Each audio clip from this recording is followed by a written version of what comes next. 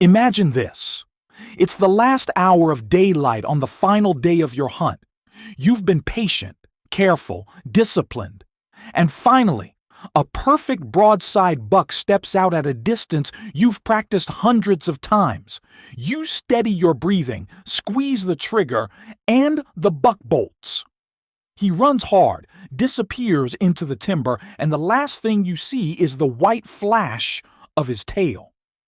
The blood trail is thin, scattered, unpredictable, and within minutes, it's gone. Most hunters blame themselves. A bad shot, shaky nerves, wrong angle. But what if the real problem wasn't you at all? What if the problem was your caliber? Today we're looking at the hidden issue behind the .243 Winchester, a problem that ruins more hunts than most people realize, not because the .243 is a bad cartridge, but because hunters misunderstand what it can and cannot do. Welcome back to Firepower. Let's break down the truth behind one of America's most beloved yet most misused rifle calibers. To understand the .243 Winchester, we have to go back to the 1950s, a time when the hunting world was changing fast. In 1955, two companies released two competing 6mm cartridges. Winchester introduced the unnoticed Winchester, and Remington introduced the .244 Remington. Both were designed to be dual-purpose rounds, light enough for varmints, strong enough for deer. But only one succeeded. Remington made a fatal mistake. Their .244 Remington used a 1/12 twist rate, which stabilized lightweight varmint bullets beautifully, but failed to properly stabilize heavier 100-grain deer bullets. Winchester, meanwhile, chose a 110 twist, ensuring their new cartridge could handle both varmint loads and 100-grain soft points for deer hunting. And Winchester didn't just design a cartridge, they marketed it with precision. They chambered it in the Model 70, the Model 88, the Savage 99, and they pushed it hard as the perfect one-rifle solution for American families. The result: the .243 Winchester became a runaway success. The .244 Remington never recovered, even after being renamed the 6mm Remington with an improved twist rate. Winchester won the caliber war, not because their cartridge was objectively superior in every way, but because they aligned engineering, marketing, and rifle availability into one perfect strike. And so the .243 Winchester became a legend, a household name, a rite of passage. For millions of American hunters, it was their first center-fire rifle. Why? Because it's incredibly shooter-friendly. Light recoil, low noise, laser flat trajectory, easy accuracy for beginners. A cartridge that builds confidence quickly and perhaps too quickly. A typical .243 load pushes an 80-grain bullet at over 3,300 feet per second, or a 100-grain bullet around 2,960 feet per second. That speed produces a wonderfully flat trajectory and excellent accuracy inside normal hunting distances. For whitetail, antelope, coyotes, and similar game, the .243 performs beautifully when everything goes right. But here's where the real problem begins. The .243's strengths and ease of shooting often create a false sense of ability, especially for new hunters. They hit steel at 200 yards easily. They group well at the range.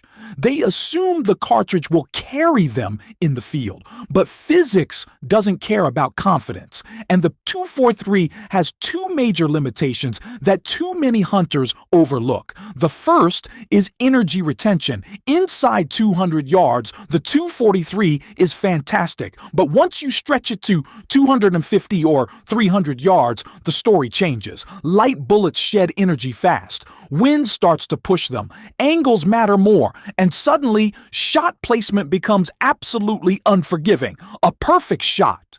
The .243 drops deer cleanly. But a slightly quartering angle, or a hit that's a couple inches too far back, or a frontal angle where penetration matters, now you're running out of margin. The smaller wound channel, limited penetration, and rapid energy loss combine into a recipe for wounded animals and difficult blood trails. And that's the heartbreaking part. The 243 doesn't ruin hunts because it fails. It ruins hunts because it has no forgiveness when the shot isn't perfect. At 150 yards, no problem. At 300 yards with a crosswind, completely different cartridge. The second major issue is barrel life. High velocity through a small bore equals throat erosion, and the 243 is famous for it. With repeated use, especially varmint shooting or frequent range time, accuracy can deteriorate after as few as 1,500 to 2,000 rounds, compared to a 308 that may last 5,000 to 8,000 rounds, or a 30-06 that might go even longer. The 243 burns through barrels quickly. For hunters who shoot only a box of ammunition each season, this may never be a factor. But for anyone who practices regularly, the long-term cost is real and often unexpected. But let's be clear.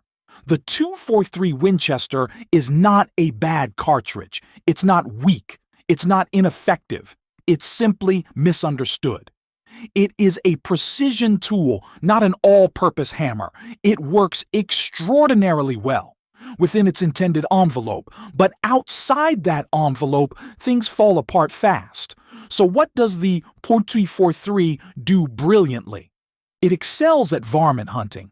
It's phenomenal for whitetail in the woods or across open fields under 250 yards. It's mild, accurate, easy to shoot, perfect for youth hunters, and devastating when paired with the right bullet and proper shot placement. For controlled hunting scenarios, daylight shots, and steady rests, the 243 is nearly unbeatable. But what doesn't it do well? It struggles with oblique angles. It loses energy faster than mid-weight calibers. It produces narrow wound channels that reduce blood trail quality. It isn't ideal for bigger bone deer, long-range shots, or windy days in open country. And for hunters who push beyond the limits or who assume the 243 can do it all, the cartridge becomes a liability.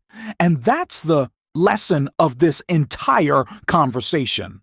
The 243 Winchester does not fail. Hunters fail the 243 when they misunderstand what it is designed to do. If you treat it like a precision instrument, something that rewards clean shooting and clear judgment, you'll never be disappointed. Keep shots inside 250 yards. Use premium bonded or partition-style bullets. Avoid steep quartering to angles, and never assume light recoil means unlimited capability. But if you treat the 243 like a one-size-fits-all solution, or ask it to perform high-risk shots at long distances, it will let you down. Not because it's flawed, but because it demands respect. Every caliber has boundaries. The .243's boundaries just happen to be tighter than most hunters realize. So here's the truth. The 243 Winchester is one of the finest deer and varmint cartridges ever created when used correctly. It shines with precision. It punishes sloppy shooting.